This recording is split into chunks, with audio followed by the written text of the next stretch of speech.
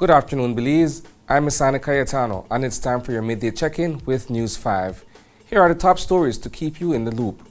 Jeffrey Pott is sentenced to almost 26 years in prison for sexual offenses against a female minor.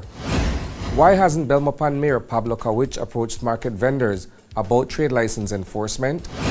News 5 visits the proposed site for the Kaio Rosario project ahead of tonight's public meeting. And Junior Minister Devin Daly discusses streamlining the National Sports Council and the Department of Youth Services. These stories and more are coming up in just 1 minute. For 32 years, I've been delivering impactful news across print, radio, and television. With extensive training both locally and internationally, I bring you the top stories on News 5 every night, covering special assignments including Taiwan's historic swearing-in of President Tsai Ing-wen in 2016 and the ICJ's role in territorial disputes from The Hague in 2018 has broadened my global perspective. I use all these experiences to bring you the very best on News 5 live at 6. I am News 5.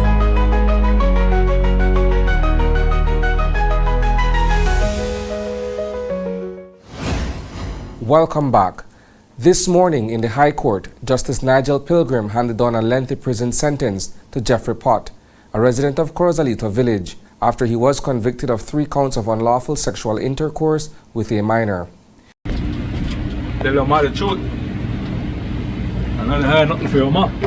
Pott, who previously lived in Belize City, was found guilty of having sex with a 13-year-old girl twice in 2021 and 2022.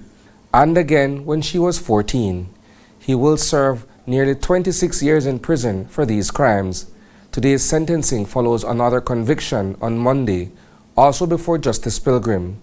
49-year-old Irvin Middleton, a security guard, was found guilty of sexually assaulting a 13-year-old girl and has been sent to the Belize Central Prison.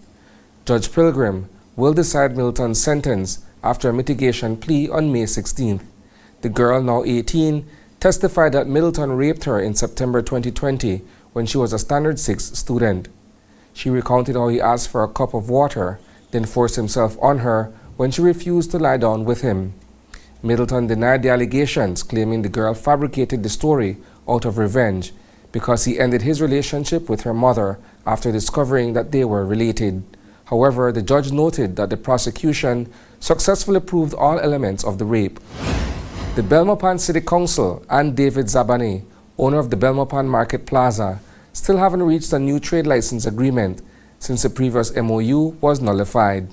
Since 2021, Zabane has been paying for a blanket trade license that covers all vendors in the plaza.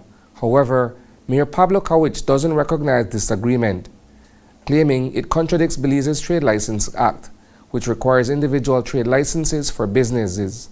The council has issued a cease and desist order to the Market Plaza, but is still negotiating with Zabane to resolve the issue. Kawich explained why the council hasn't yet approached the vendors to enforce these regulations. Here's more on that. If it is that the Act says the individual must pay a trade license and trade license is paid to the council, how is it that the council does not act on that authority to enforce that and have them individually pay? Like, I don't know why you're pursuing the whole MOU aspect. Because if we were to approach any vendor, the first thing based on logic is that they would say, we are already paying the Belmopan Market Plaza. If we were to ask what portion of that goes to what, I am pretty sure they would not know. And when it comes to an MOU, it's pretty much a contract. So if a contract exists in an area, we obviously would tend to try and tackle or address that contract first. Before we can approach anything else, we would have to work with the entity who is perceived as the legal person to have the authority. Is this matter, to your knowledge, heading to court already, or you're still at a negotiation phase? From my knowledge, we're still at a negotiation stage. Let's check in with reporter Marian Ali, who is live in San Pedro. She's there ahead of tonight's public meeting where residents, business owners, and conservationists are gearing up to voice their opinions on the hotly debated Kaio Rosario development project. Good morning, this is Marian Ali for News 5, and we're reporting from right in front of Kaio Rosario. That's the island that has over the last few weeks again been surfacing in the news. Kaio Rosario is no stranger to the news. Actually, this project that's proposed came up several years ago, and the owner or developer of the island had gotten the green light to go ahead and to build a resort out here. The particulars of which I think includes some over-the-water bedrooms or cabanas or buildings. In the distance, if my cameraman would pan, we have one of the structures that I believe is under construction right now. The people out here who live on San Pedro say this could very well be how the structures will look. This structure is a concrete structure, I'd say measuring maybe 40 feet by 25 feet, and it extends about 200 feet away from the actual island, and it's connected by a pier to the island. And we see several of construction workers working on that structure, that particular structure that extends off Kaio Rosario. When we approached the island, the first thing we saw, which would be to my left now, a few people recreating in the beautiful Caribbean Sea, and of course some heavy-duty equipment, excavators, I believe they're called, drillers, that are in the sea, several, maybe 200 feet away from the actual island again. But just for context and location, Kaio Rosario is about a 20-minute boat ride from San Pedro town. The people are concerned because the Caribbean Sea that the project will no doubt incorporate is not a part of the private development. It's a part of the Holchan Marine Reserve, a protected area that they say ought not to be touched. It shouldn't be touched at all for any kind of development. And no matter how minimal the damage to the environment, it should not be allowed to proceed. So that is their bone of contention. And we'll be there at the meeting tonight, and we'll be bringing you some of the images, the songs and sights coming out of that meeting. Reporting from Kaio Rosario for News 5, this is Marian Ali. The Ministry of Youth and Sports is operating on a $7.5 million annual budget, but shockingly, $7 million of that goes straight to salaries. This leaves just $500,000 for utilities and programs. As part of their initial efforts, the newly appointed Minister and Minister of State have been evaluating the efficiency and the effectiveness of the Department of Youth Services and the National Sports Council. This morning on Open Your Eyes, Minister of State Devin Daly shared some eye-opening insights from this assessment. We've mainly focused on Belize City, trying to assess the problems here in the city.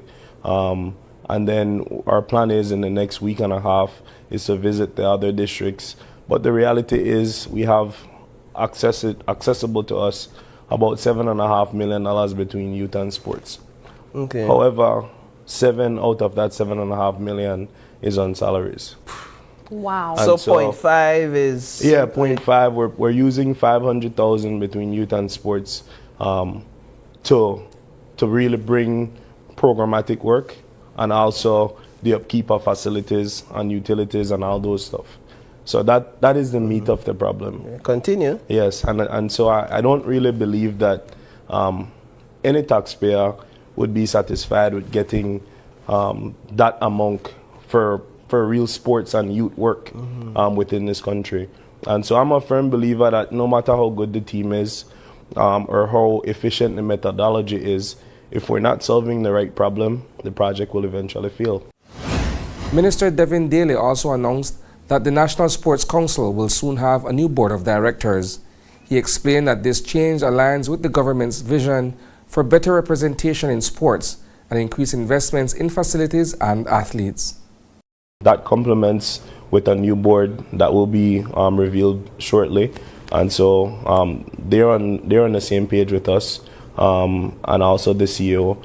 She's backing that up, and so far everything has been going smooth, and now it's just finding the necessary resources for us, like I said, to get onto those facilities to make sure that the federation actually has spaces and the public have spaces to get the jobs done. How was that new board selected?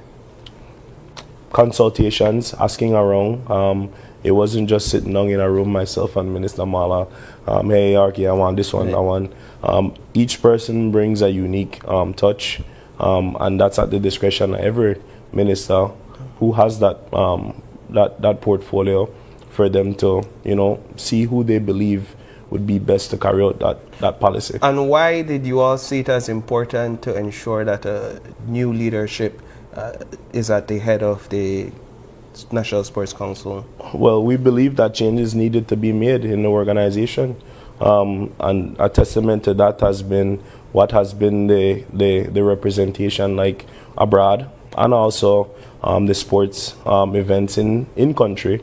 Although semi-pro is not necessarily mandated by the government, that's a private thing. Yeah. Still, a lot of people don't know these things, and we believe that there's leaps and bounds we can achieve with the right team. That's a wrap for the news at noon. But don't worry, there's plenty more coming your way at 6 p.m. We'll dive deeper into these stories and more. In the meantime, visit channel5belize.com and follow us on Facebook for real-time updates. And don't miss Open Your Eyes tomorrow morning for fresh takes on today's headlines. Thanks for tuning in, Belize. Stay informed, stay inspired, and have a fantastic afternoon.